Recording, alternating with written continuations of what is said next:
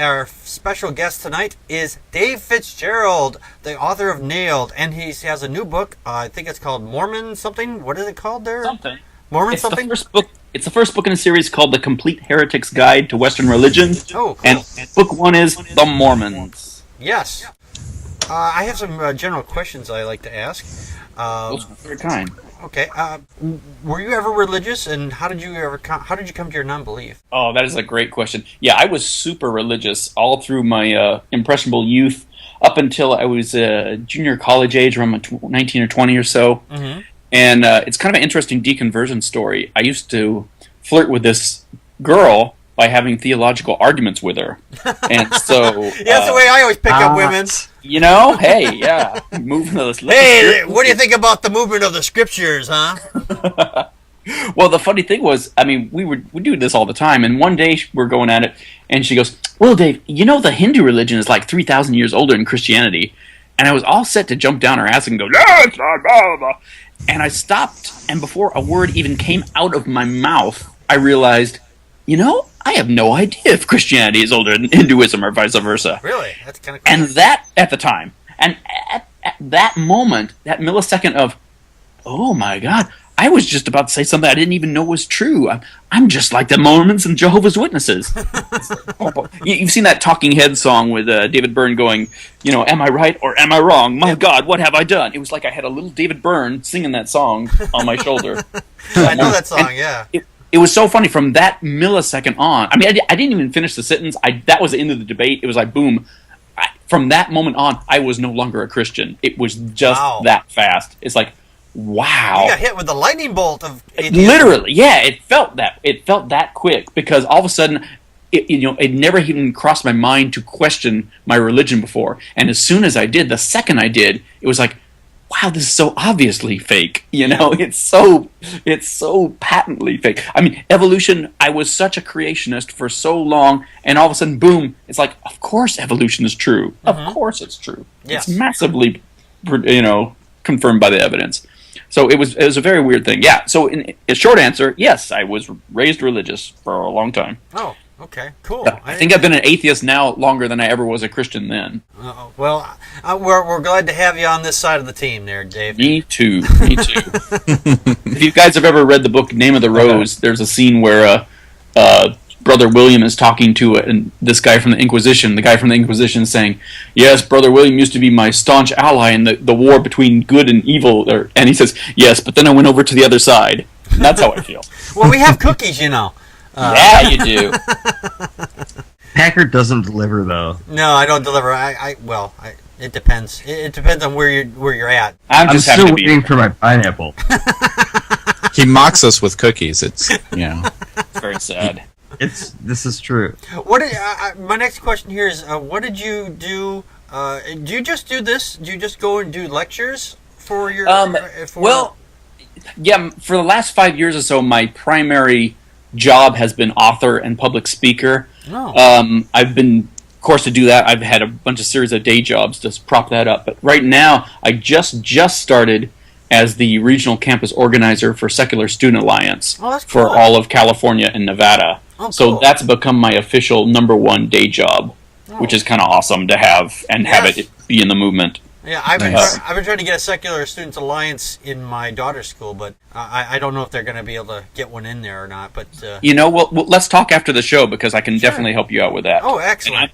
And I honestly, even if they weren't paying me, I told them this at the interview. It says, look, you've got me whether I do this job or not because I love the friggin' Secular Student Alliance. There you go. They're the organization that gives me the most hope for the future because those guys after my own heart. Yeah, there you go. No, seriously, that's awesome. All right. I'm going to turn the questions over to Joe. Joe, do you have any questions for David Fitzgerald? Yes, David. As we talked before the show, I have your book Nailed. I did read it. I watched your Skepticon 3 presentation on YouTube, and that got me totally turned on to getting the book, and I devoured the book. And it seems like that speech was given in 2010. It seems like 2012 was the year of the Jesus mythicism. Like everybody was talking about it that year. I think Bart Ehrman came out with a new book about it. Yes. Yeah. Yes. Richard Carrierson's came out with a book about it. all the podcasts Richard are talking Carrier, about. he's my main man. I mean, I adore that guy. And for that matter, I adore Bart Ehrman too. It's just that last book of his was such a disappointment. It was so horrible. Yeah. It was just phoned in. The best criticism go ahead. Oh, I wanted to back up a little bit just for the sake of the audience. The book Nailed is about the subtitle of it is 10 Christian myths that show Jesus never existed at all. And I mean that in a non-hyperbole way at all. I'm not being, sensationalist. I really sincerely don't think there was even a guy named Jesus anymore. And if I had a nickel for everyone who said, well, I know he wasn't the Son of God, but I'm sure there was a guy named Jesus. It's like, no, I don't even think there was a guy named Jesus. I think things would look very differently in early Christianity and in the Christian scriptures and in just the way history's come out if there had even been just a dude named Jesus. I always ask Christians, I said, okay, so where's the book of Jesus? And why didn't he write anything? I mean, where's Paul wrote. It's like, no, those are Paul's words. Those are not Jesus' words. Yeah. Paul never talks about Jesus wandering around or having disciples. He never even uses the word disciples. Right. And he got a lot of the stuff on there wrong. He left out stuff that the other Gospels had apparently covered at one point. And there you got to remember, the Gospels were written long after Paul. After Paul. Mm-hmm. Yeah. In fact, it's the difference between the Jesus of like Paul and earlier Christians, that generation, and the generation of Christians after the Gospels came out. It sounds like they're talking about completely different animals, and I think they are, in fact. Mm-hmm. Yeah, it's amazing. It's just how they've gone and done all that stuff. Did you have any other questions, Dave? It's Joe, Joe, I'm yes, sorry. I do. Okay, sorry. I didn't even get to ask a question yet. Sorry about that. Go. So, Dave, in your Skepticon 3 presentation, you talked about how there were many Jesus cults and mystery cults, and that what we now know as Jesus likely arose out of a commingling of those beliefs, if I understand what you were talking about correctly. Not so much a commingling, but what it seems like is the further we go back and look at early Christianity, the more bifurcated it is, the more heterogeneous it is. It doesn't seem to like start at the cross and then snowball down Golgotha and spread out in a shockwave like that. It seemed to have popped up in Alexandria, in Syria, in Greece, in Rome. And it seems to have started in pockets of like Jewish intellectuals who were looking through the Hebrew scriptures, especially the Greek translation of the Hebrew scriptures, and looking for hidden messages about the Messiah. And in a nutshell, I think that Christianity, as we know it, started out as an attempt to make a Jewish version of these personal savior mystery faiths that were so popular around the 1st century BC and the 1st century. Okay. Yeah. That's super interesting, because what I was leading into, my question was going to be, what do you think set off all these Jesus cults? And I think you just answered that question perfectly. Yeah, I was listening, when I listened to your topic at Skepticon 3 there, you said there may have been several different Jesuses out there floating around, they made an amalgamation of these other ones all put together, and they kind of like, let's take the best of these guys and this guy and kind of throw them all together. Yeah, and in fact, it's when you see the writings, and you see this in other ancient religions as well, you see that they took like the best of what anybody was saying at the time and attributed it to Jesus. Just like in the Old Testament, they took all these tribal stories and attributed them all to Moses, that kind of thing. Yeah. In fact, there's a great example in the Nag Hammadi Gospels, which were a cache of Gospels that were hidden away around the year 300 or 400 or so. There's a book called the Wisdom of Jesus Christ, the Sophia of Jesus Christ. But the great thing about it is it's only half finished. There's also a book called The Blessings of Eustanos. And what's happened is that Eustanos is a pagan text where this pagan philosopher is giving this, pagan spout. And somebody is taking everything he and his disciples said and turning it into a story about Jesus, and having Matthew ask Jesus or Peter ask Jesus these same questions. It's a total smoking gun on how they took a purely pagan document that had nothing to do with Jesus and turning it into a Jesus gospel. Wow. Or Jesus Book of Acts, yeah. And we've got it crystallized right there in midstream. It's amazing. And, it is amazing. Yeah. One of the things that really blew me away when I first started, and I got to start out by saying, actually, 15 years ago, it never even crossed my mind that there was no Jesus. That just seemed like a ridiculous notion. Never even. It wasn't until I read a book called Ken's Guide to the Bible and was laughing about how he was able to pull out these different versions of Jesus, how there was like commie Jesus and tubby Jesus, you know. And it made me curious to know, well, what do we know about the real Jesus and what he really said and really did, and how much was just legendary bullshit that accreted later? And it's when you start looking for the historical evidence for Jesus, that's when you start getting in trouble, because as soon as you start pulling the thread from that sweater, next thing you know, you've got no sweater at all. That's right. Yeah. Our sources for Jesus aren't just problematic. I mean, they all boil down to the four Gospels, and our four Gospels all boil down to the first Gospel, Mark's Gospel, which seems to be an allegory all along. And I get the impression from reading it that he expected his more tuned-in readers to know exactly that that's what it was, and that's what he was saying. In fact, in Mark 4:11, he basically says, he has Jesus say, I'm giving you the mystery of the kingdom of heaven, you know.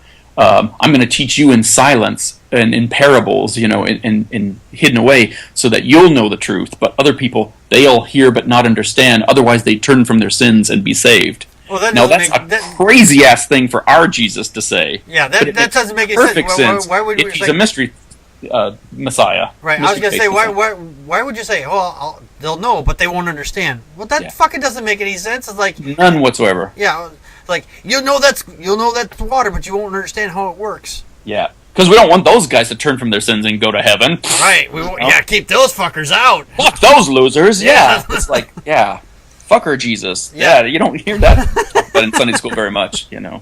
Yeah, we don't hear about that one, you know. Screw those other guys. We're getting ours and fuck them. Yeah. Well, and it's funny to see the differences just within the Gospels themselves. And again, all our sources for Jesus, they boil down to the Gospels. There's really, if you go through the whole first century, I argue in the book, there's really nothing we have apart from two disputed lines in Josephus, which I would say one is a forgery and one is an interpolation, with no hesitation at all. Yeah, I saw that. I was going to say, I heard this about the argument from the Christians. They're saying, well, there's the Josephus and the other one, whoever he is. They always say that these prove Jesus. Like, no, these are gerrymandered, and these things were mixed, added on later on. Yeah, I have a question about even if those things were true and authentic, and it really was saying what he said, and they're not.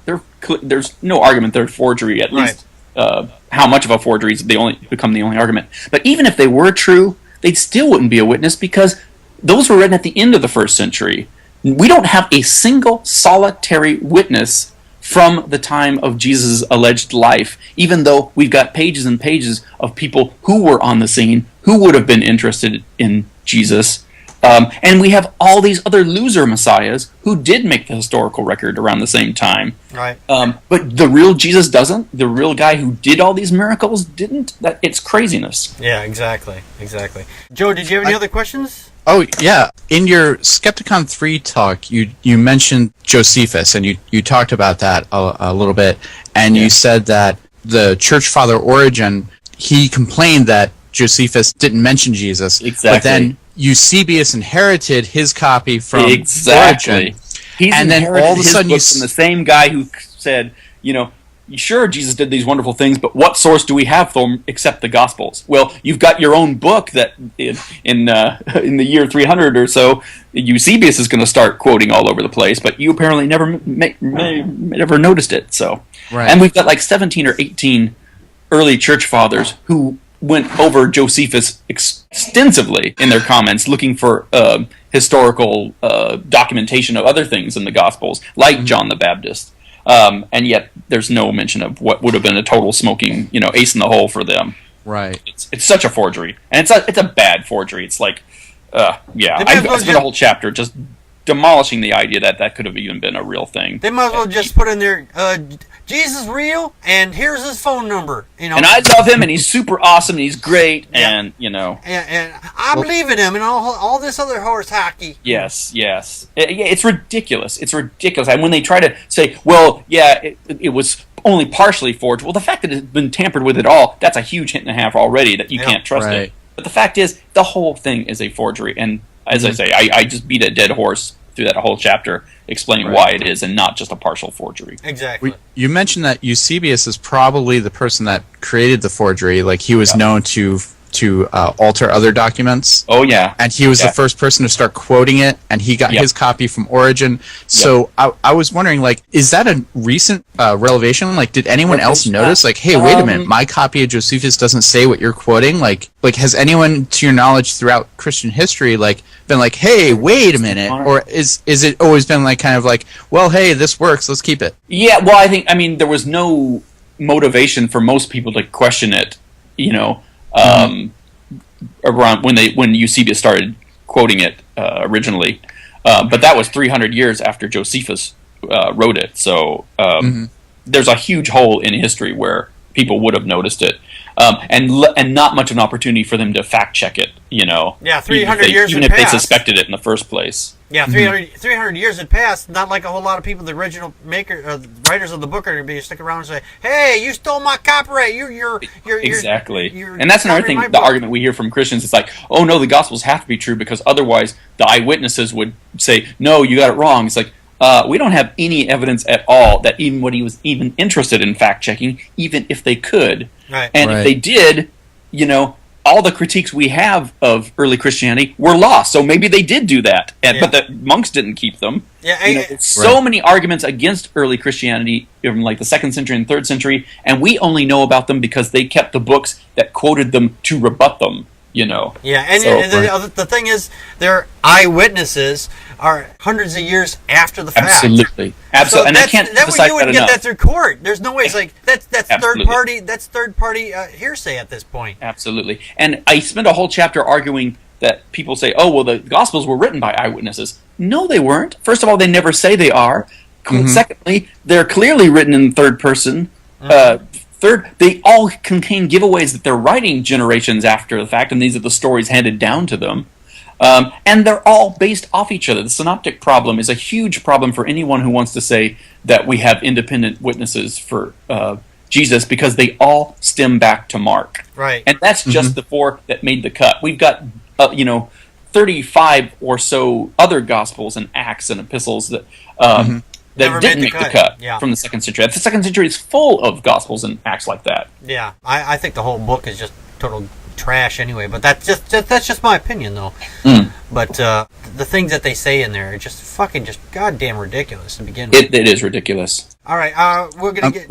Did you have Packard? Yes. Yeah, I have a couple of quick follow-up questions. Oh, dude. Not so much the nerdy stuff, but David, a while ago I got to go visit a museum in New York that had a display of the Dead Sea Scrolls. And I was wondering, like, in your studies, because I know when people are doing research and they get like kind of like access to stuff, have you gotten to view any like ancient documents? Like, I haven't been able to touch them myself, but I go to the Graduate Theological Union Library at UC Berkeley, and they have some great books that actually have not just photograms of the actual manuscripts, you can see them, but they also have the text written out both in the Greek forms and in the translation forms, so that you can actually see where the holes are in the manuscript and which words are being reconstructed or hypothesized, and which ones are there.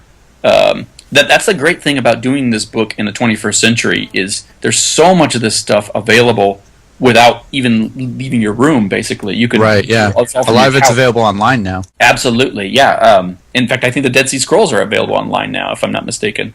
Right. That's kind of cool. I didn't know that. Yeah. I actually wanted to know how Origin... Oh, go ahead. I was going to say, they don't really have any impact on the Jesus and early Christianity argument itself, because those are all, Hebrew scriptures. But still, I mean, it's fascinating stuff. And the guys who wrote that, the Essenes, were a fascinating bunch. Yeah. Yeah, I actually wanted to like follow up with some of the things that you had brought up in your speak at Skepticon, and so I actually looked for like what did Origen say about Josephus, and I was able to find it online. I was like, oh wow, like I was actually able to read his words and stuff. Yeah. There's some great websites out there with all kinds of ancient writings. Yeah. The first time I ever heard of Origen was on Stargate. Dave, I heard that you're working on a sequel to Nailed. I am. Can you give us a hint what's going to be in it? Nailed 2! In fact, there's... what a great question. It's going to be called Jesus Mything in Action. And I really really, really wanted it to come out this year, but the Mormon book had such a troubled birthing process that it came out like 6 months and $1,000 over budget late. So Jesus Mything in Action is going to have to come out next year, I'm afraid, I think. But I do have a sneak preview of it that's online now on Patheos blog. I think if you Google up, the name of the essay is called "Will the Real Jesus Please Stand Up?" Yeah, and Google that up and you'll find it. And that's like a 14-page kind of in a nutshell of what it do. What it does basically is it argues that the secular Jesuses, the so-called real Jesus that really must have existed, is just as hypothetical as any of the Jesuses of faith. And I give examples of why the criteria that we get, that secular historians tell us, used to determine what's the real Jesus, don't hold up. And in fact, so much of what a lot of people will try to tell you we know about Jesus is a function of what we learned about first century Judea. Yeah. And you can come across this in some books. Since Jesus was a Jew in his 30s, that meant blah blah blah blah blah. It's like, no, dude, that means Jews in their 30s from first century. But this guy, you have to be real first before that is true. I just want to say this. Dawkins Dog in the chat room said if Jesus had been born today, he wouldn't be a carpenter. He'd be a pool guy. That's a great line. You can walk across the top of the pool, pick up all the leaves without the net. Well, it's funny too. Is it depends which gospel Jesus you're talking about, because Mark's Jesus is he's a very no frills Jesus, very humble, very suffering, fallible. He loses his temper. He can be an asshole sometimes, and he doesn't always get his miracles right. By the time we get to John's Jesus, he's like super Jesus. I call him the Superman without a Clark Kent, because he's constantly wandering around Judea talking about how he's God. And it's like, well, was there a rock shortage at this time? How did he not get stoned to death 5 minutes out of the gate? They tried to stone him. He had to swim across the river to escape a crowd that wanted to stone him for saying he was God. Yeah. We tried to point this out Joe was telling me one time he tried to point this out to some Christians on there. We actually posted this in one of our Bible contradictions, and he's like pointing this right out to him. It's like, well, what reason why he's trying to get away from the crowd? If anybody around that time period says, "Hey, I'm God," hey, you know what? Hey, let's stone the fucker. It's the God and I are one versus the Father is greater than I quote in John. Two different verses that contradict each other. Absolutely. There's so many clues like that in all four Gospels that show where they've been reworked and added, especially in John. I mean, John, they've tacked on all their endings. They have him going in a speech saying, "All right, come, let us go," and then speaking for another 2 chapters, There's a great session where it talks about he did his first miraculous sign, and then he did his second miraculous sign, and then he did more miracles, and then he did his third miraculous sign. It's like, so someone's been padding the books, Can I start asking David questions? Yes, now? Joe. All right, Joe, you've monopolized Dave's time. I know. I'm sorry. I'm so excited to talk to David. Guys, don't fight. I There's have enough as well. for me to go around. Listen, man. And I am looking forward to hear what Dave Let's asked share Dave. David. David and I are friends now. Yes. We're hanging out. Oh, by the way, Dave, you have a great email address. I wanted to give it to Joe, but I didn't have your permission, so I go for it. Okay, I'll tell him. I'll tell him after the show. I won't. No, you can tell everybody on the show. It's all right. All right. Everybody. Will you give it to me too? Okay, sure. So you got, baby. It's everybody Oh, loves. right. It's everybodylovesdave@gmail.com. Awesome. That's beautiful. Why didn't I do that? And you can find me on Facebook too, and please do. Yes. Yeah, he's on Facebook, and if you're on Facebook, I found you on Twitter. I liked you on Twitter. I followed you on Twitter. Yeah, in theory, I'm on Twitter, but in actual reality, I need to relearn to Twitter because I almost never ever twit anything. You know what you can do is you can link your Twitter and your Facebook account, so anything that posts your Facebook account. That's what I've been trying to do. Everybody keeps telling me that I haven't never been able to master that. Yeah, so as soon as I do, sometimes my Twitter presence will go up immensely after that. Oh yeah, absolutely. And then after tonight, it'll go way up, maybe 3 or 4 times. Nice.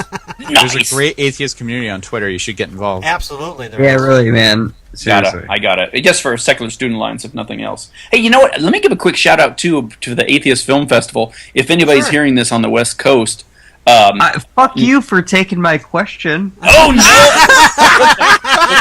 But I was going to say, I'm really jazzed because it's coming up next month, and we've got some great films coming this year. I'm very excited about it. Cool. So that's something to if you need an excuse to come to San Francisco in September, there's the one. Oh, well, now I have to drive out there in September. No, Yeah, you got to. I barely airplanes. Okay, well, I barely have time. I barely have the money to drive to the gas station to get to the grocery store. So, well, I feel your pain. Yeah. Anyway, Dave wants to ask some questions. He apparently. Well, I've got some questions planned here. Sure, Come there on. you go for it. Can I ask the tough questions now? Ask the tough questions. Those are my favorites. Oh, good. So you're one of the first people that I've interviewed on here that has a Wikipedia page. Do you ever turn around and say to yourself, like, I've got to beef this page up? You know what? I do have to beef that up. I was just realizing I haven't checked it in ages, and the last time I saw it, it's like, oh, we got to fix this, got to fix that. Yeah, I don't Google myself enough, clearly. I tried to do that in private. Yeah. You're, If you know what I mean. Yes. Yeah, your I do need to beef up that. page is a bit lackluster, but it does provide some questions for me. Go for it. Yeah. So I think I know where you're going with this, but go ahead. where do you think I'm going with it? Are you going about my other writing that I do that's not biblical history? No, but hold on. You are the co-founder of the first atheist film festival? The world's first. That is exactly true. Wow. Co-founder. Yep. I'm also That's co-founder awesome. of Godless Pervert Story Hour with Greta Christina and Chris Hall. Okay. I'm gonna. Is that a podcast? Because I gotta find that now. No, actually, that's a literary event that happens about 3 or 4 times a year in San Francisco. Oh, you gotta turn that into a podcast. I'm so totally stealing that name. You know what? Actually, your wish may become true. Next year's Free Thought blog convention, we're going to be doing a live stream in February. Oh, cool. For that. Yeah. Cool. Okay, I believe this is my time. Okay. Oh, you're right. Sorry. Go. Defend your time, Dave. Defend it. You gotta fight for it, Dave. You gotta want it. Evolution Palooza. Yeah, Evolution Palooza. That's San Francisco's oldest Darwin Day festival, also co-founded by yours truly. It's just basically a big birthday party for Chucky D for Darwin Day. Chucky D, I love it. Oh, I just want to punch in here real quick. Yeah, Darwin, Dogs, yes. The Atheist Film Festival really needs its own godless Sharknado equivalent. Oh yeah, it does. That's awesome. Okay, here's the more hard questions? Oh, come on. No, go ahead. Here's the hard question. I had a couple questions I think he answered, but here's where I buckle down on asking him questions. You've got a lot of nerve, Dave. Ask away. What kind of evidence would a historian look for in order to decide whether or not what Josephus said about Jesus was interpolation or not? That is an excellent question.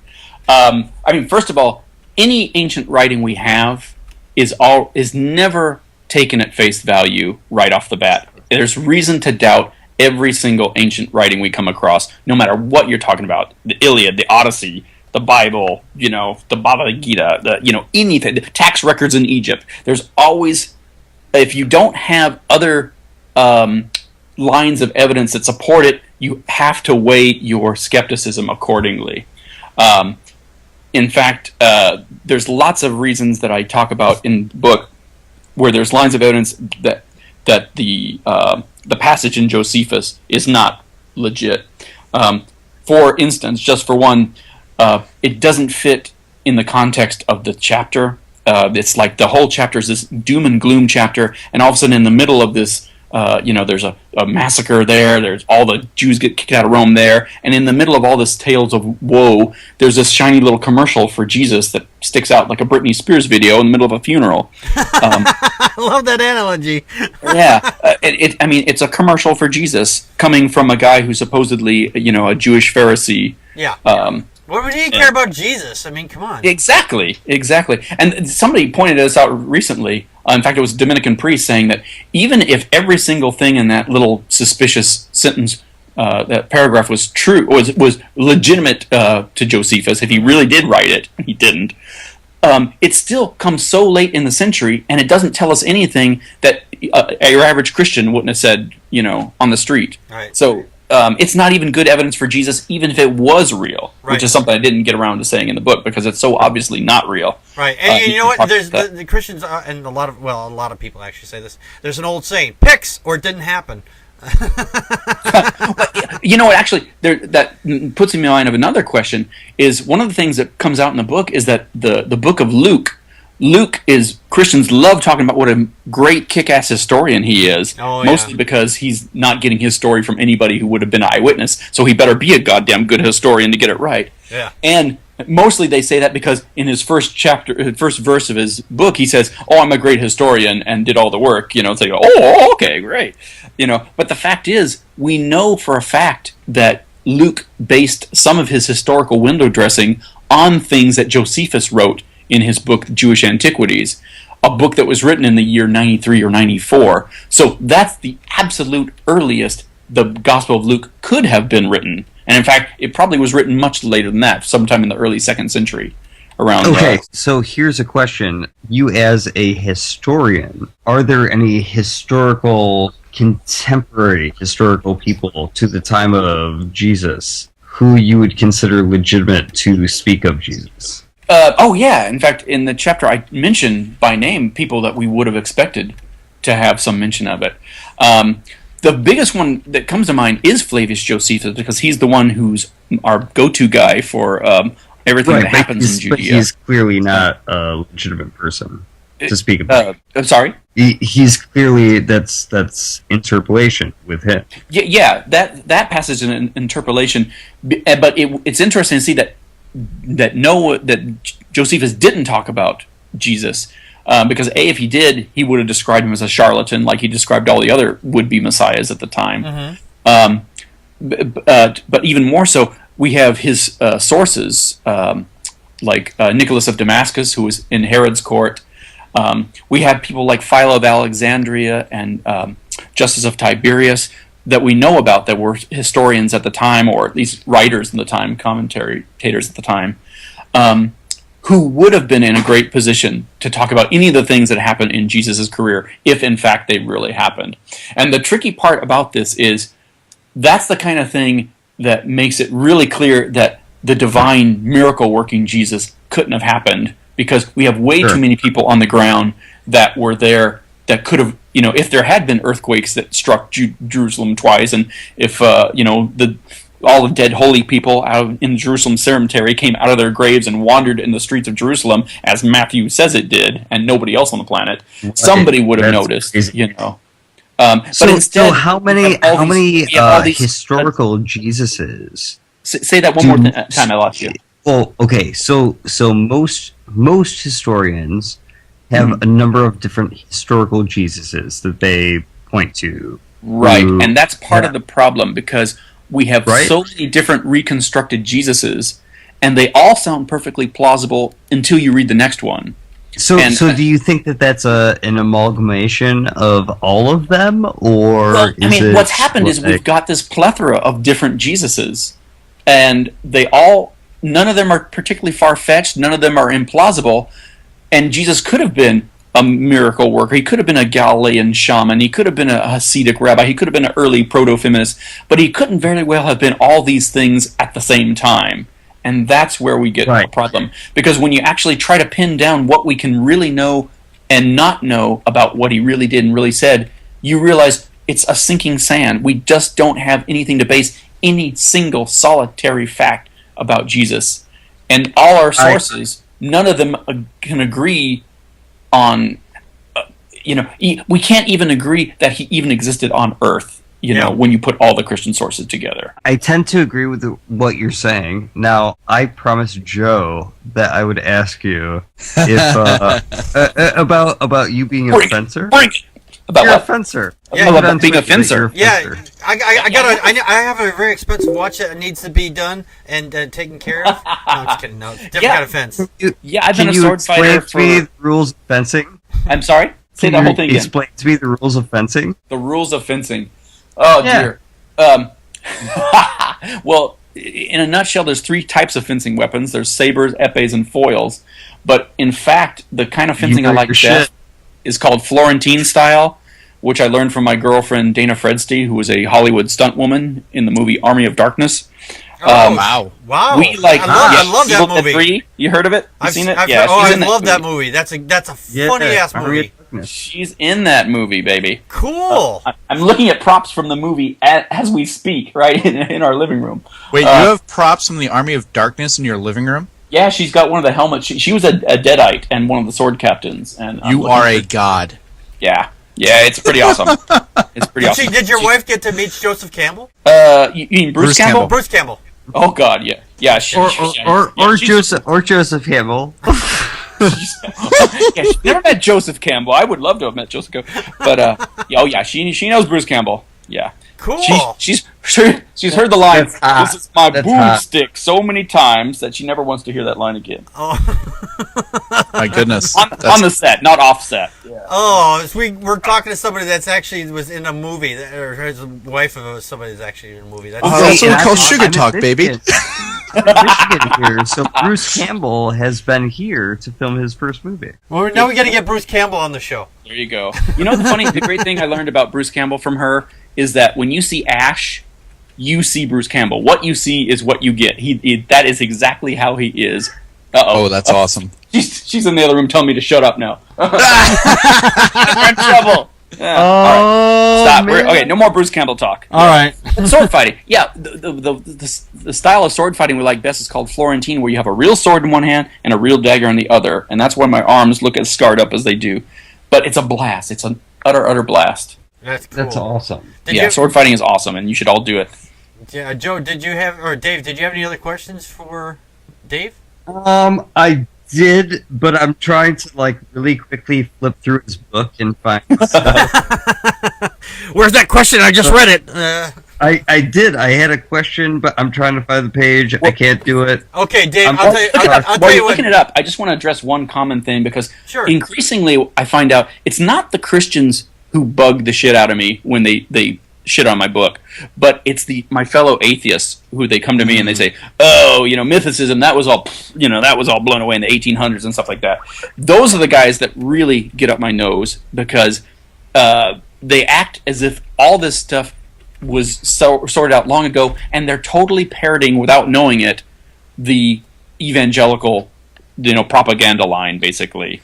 I don't want to be one of those guys that says, "Oh, I'm a maverick and I'm bucking the system, and I've got the real scoop." The fact is, most of what I argue, and none of these are my ideas. None of these are new ideas. Maybe 3 ideas in that whole book are my ideas, and the rest all come from historians across the theological spectrum.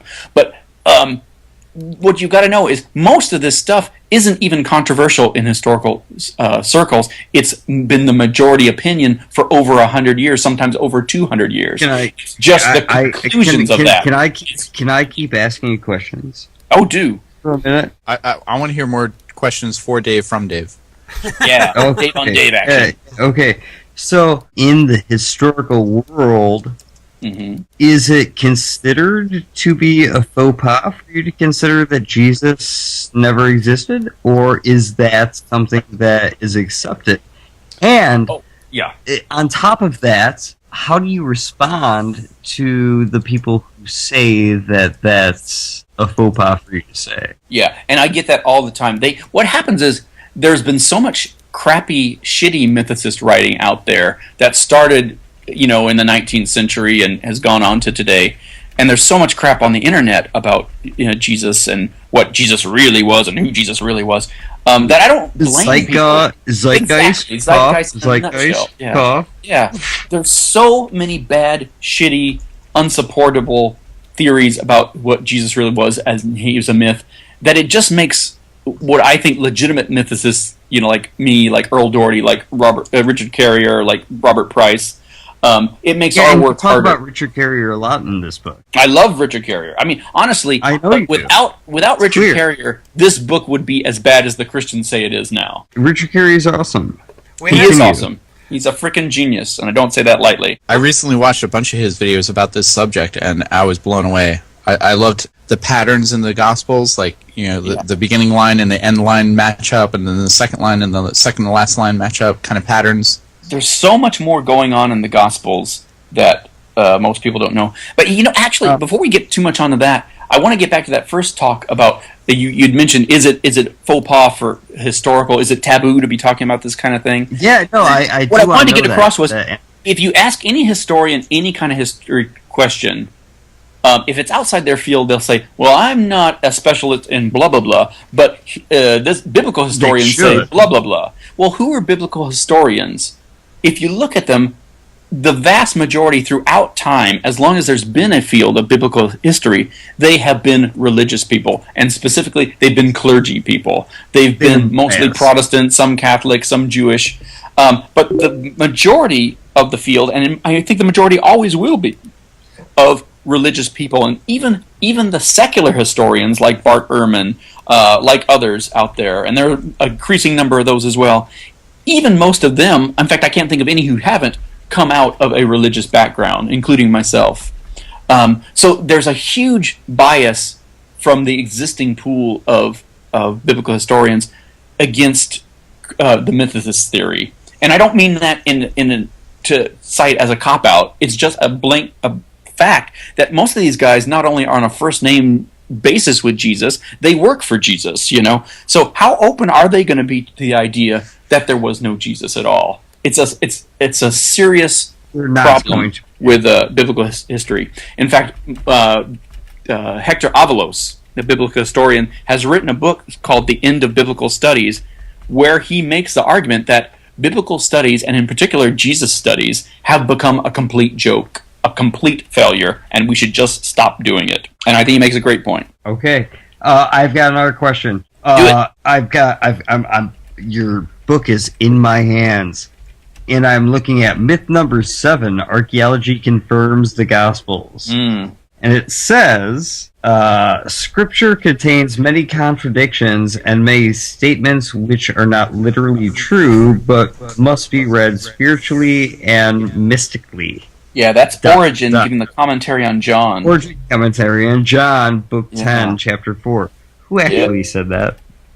Exactly. I mean, when you hear stuff like that coming from these church fathers, it really is an eye-opening thing. That's really an extraordinary thing for them to say, is that, oh, by the way, you can't really take this thing at face value, and there's all these nudge, wink, winks to their fellow clergymen, Yeah.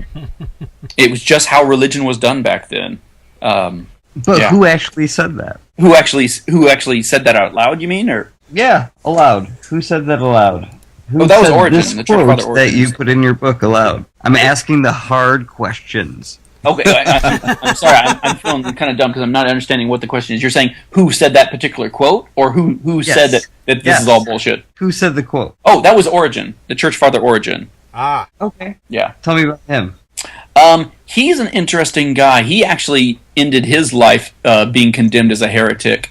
But he did things like, for instance, he wrote a book called Contra Celsus, where he took on the arguments that this pagan philosopher was aiming at Christianity. And the great thing is most of his arguments still hold up. In fact, all the arguments that we have from people in the 2nd century and 3rd century criticizing Christianity, they're just as valid today. They haven't changed at all.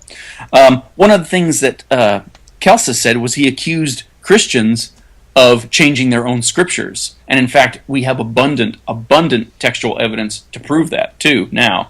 Well, the great thing is, Origen said, oh, no, only heretics change scriptures. Real Christians, trademark, ding, would never do that, Okay, I have two more questions. And yet, then he turns around, and when he's talking in letters to other Christians, he's complaining about them changing their scriptures. So they're so two-faced. It's amazing. I have two more questions. One is from Dawkins Dog in the chat room.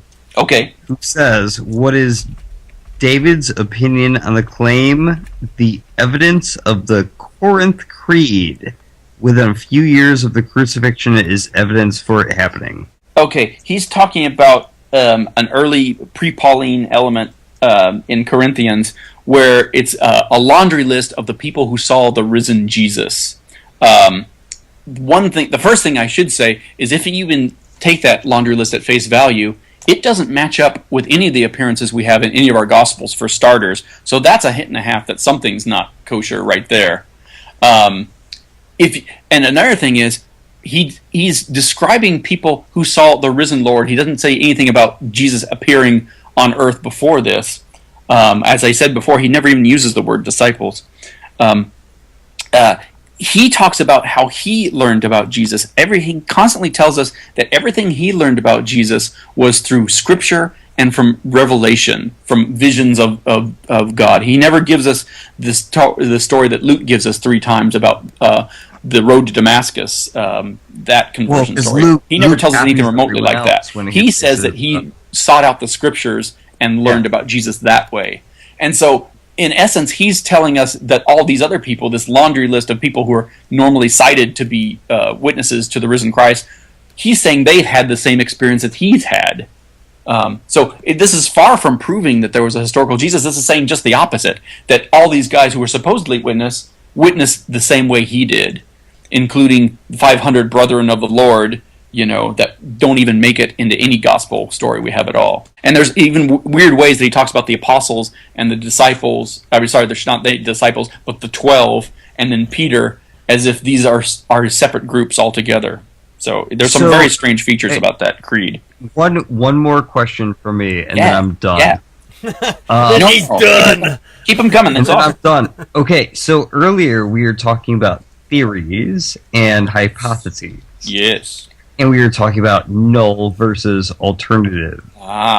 What are your thoughts on that? You said you would elaborate later. Yeah, well, my whole last chapter of the book is a chapter called Can Jesus Be Saved?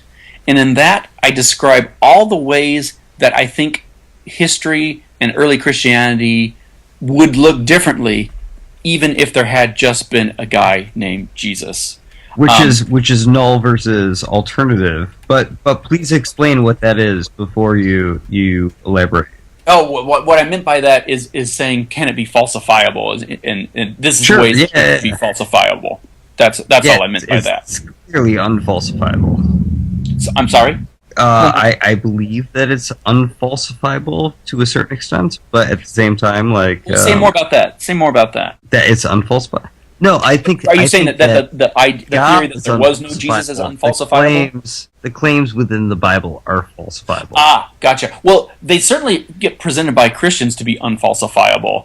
But I mean, it's ridiculous to say that because I mean, obviously they are very falsifiable.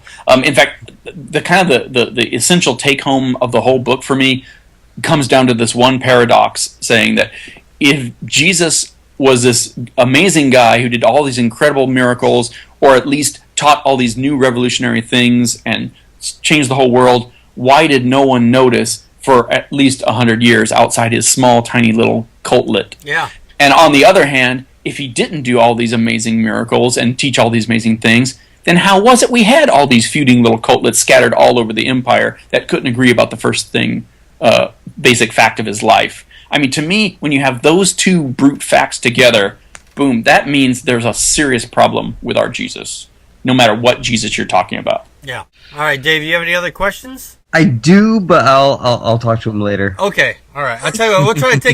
We'll try to take a few questions from the chat. We had a few building up, but because everybody was talking, we weren't able to get them all in. Dawkins' dog had some questions, I believe. I'll see if I can Dawkins' dog is Richard Dawkins' dog. He actually tweets. That's awesome. Yeah. A talking dog. Those English can really do the amazing things. Is that like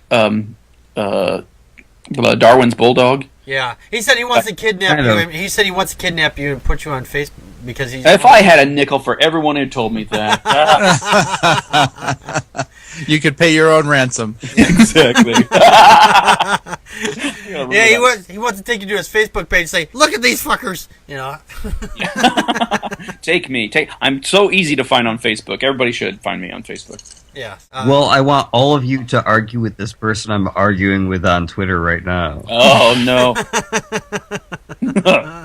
It's an awesome thing. I gotta say, it's an awesome time to be an atheist right now because Christians and all those other religions, they are losing. And they know they're losing. It's beautiful to watch. It's beautiful. Yes. The scary thing is, the only scary thing is as the more reasonable and open-minded ones disappear, you're left with this hard, crunchy nugget of whack job fundamentalists that are never going to change their mind. And that's going to get ugly and more desperate the more Christianity goes down the toilet. They're not going to go quietly. They're not going to go quietly into that good night, yeah. Okay, we got one from Dawkins Doc here. He says, what is Dave wants to know what's your response to the claim that Jesus doubters are no better than Holocaust deniers, an often quoted attack I see.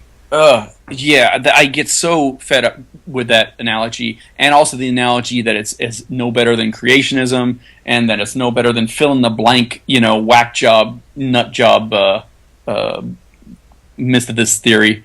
I mean, the fact is, evolution didn't come about, out of a vacuum. It came because there was this groundswell of evidence that overmounted, the theological.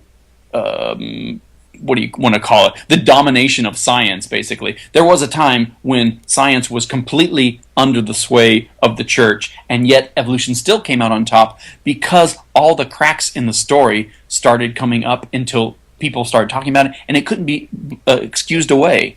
That is the same thing with mythicism, which is happening. There's so many presumptions and so many misinformation about the official story of Jesus that I tried to bring out nailed. And those same, what do you want to call it, operating under misconceptions are also found in secular assessments of Jesus. And that's such a tangled jungle. The analogies does not hold up for the simple fact that we've got evidence for what we're saying. We're not just pulling stuff out of our ass. Right, and that's they always seem to think that we're just making shit up. It's like, no, you've got a book full of shit that's just made up. Yep. And again, I want to say, most of the stuff that makes up this case that we have, most of that is majority opinion. It's not crazy crackpot stuff atheists came up with. Atheists didn't invent the synoptic problem. That's been recognized for over 200 years, So, David, do you feel that most historians at this point feel that Jesus did not exist? And how long do you think there is before there's a paradigm shift? Well, I think just in the last 15 years, we are pushing towards a paradigm shift. Nice. I think Richard Carrier's latest book, Proving History, and his forthcoming book on the historicity of Jesus, I think that's going to be a big-ass paradigm shift for history, because those books have the potential to change how all history is done, not just Jesus studies. So it is very exciting. I don't like being on the minority, and I'm going to always be in the minority. Do you feel that you're in the minority, or do you feel like I'm clearly in the minority, and I'm always going to be among biblical historians for as long as there is such a field as biblical history. But I'm okay with that because I think the minority is right in this, and I think because we're on the verge of a paradigm shift. What's happening now is that what Christians don't realize when they say things like, oh, well, no historian has doubted that there was a Jesus. Well, that's only half true. All the secular historians think there was a Jesus, but they don't think your Jesus existed. The miracle-working Jesus, they can prove. I mean, in chapter 1 of Nailed, we pretty much dismissed that guy. Sure, I read that right off the chapter. And what they haven't done the math yet is that all the other secular Jesus, even if only one of them is right, that's enough to debunk your Jesus. So it's like, you've got to stop saying that because they don't believe your Jesus existed. And that's a serious concern. But that said, I could see it. I could see the evidence shifting. I'd like to think it happens in my lifetime. Maybe it won't happen in my lifetime, but maybe it will. Things are changing much faster now than they ever were. And like I said, 15 years ago, it never even crossed my mind there was no Jesus. Now, so you think there's a potential paradigm shift within 15 years of now? It could happen. It could totally happen. Okay. I think the potential is there. That's awesome. I dig that. I have a quick question. You've probably seen these reports that Christianity is going to be dead in the year 2050 or 2060 or whatever it is. What do you feel? Do you think that's accurate, or do you think it'll go away sooner? Well, people have been saying the death knell of Christianity has been coming for 150 years at least, ever since the Enlightenment, really. True. I think what is more apt to happen is that Christianity will continue to mutate and adapt as it has done so beautifully for 2,000 years plus. I mean, if you don't believe in evolution, look at Christianity, because that is an example of Darwinian evolution in action, big time. I think that's more apt to happen, that Christianity is going to become this amorphous blob thing that's so watered down and so we won't recognize it as Christianity, I suspect. Yeah, there's like 35,000 different sects out there, you know. Yeah, or actually, what's even more happening right now is this current generation of kids in college is the least religious generation in human history. Those numbers just keep going up, and the Christian numbers and all the other believers keep going down, and there's reasons for that, and not least of which is that they're right. You know, that Christianity is not true, and none of the others are either. All right. Know. Do we have any last questions from the chat room here? John Loftus argues that Christianity adapts the culture just as much as the culture adapts to Christianity. That's from Dawkins' Dog. What do you think on that? I'd say that whole thing again. I'm sorry, the Christianity gap? He says John Loftus argues that Christianity adapts to the culture as much as the culture adapts to Christianity. Absolutely. In fact, I would say even more so. When you look at what Christianity has done and said and preached over the last 2,000 years, you could take little core slices, every 100 years. They wouldn't know what to say to each other. There used to be a time when everybody knew the world was flat because the Bible said so. There was a time when they used to know that slavery was cool because the Bible said so. It's in the Bible. It's got to be true. It's in the Bible. Women should shut up in church because the Bible says so. The cherry picking has just become so much that Christianity just keeps trying to play catch up with humanist values and science. And that's what they've been doing all this time. When they can't keep science down, they try to catch up and say, "Oh, the Bible's always taught it," But it's crap. Yeah. And they can't. That shtick's gotten old and tired. It's asinine, and they can't keep it up forever. Right. Well, I think that's the last of the questions we're going to get from the chat room. And I'm going to have a hell of a time trying to get this all edited. So, Dave Fitzgerald. This is a good interview, Dave. Your picture is epic, by the way. You look very skeptical. You look like you're looking. It's like he's looking right at me here. He's sitting there.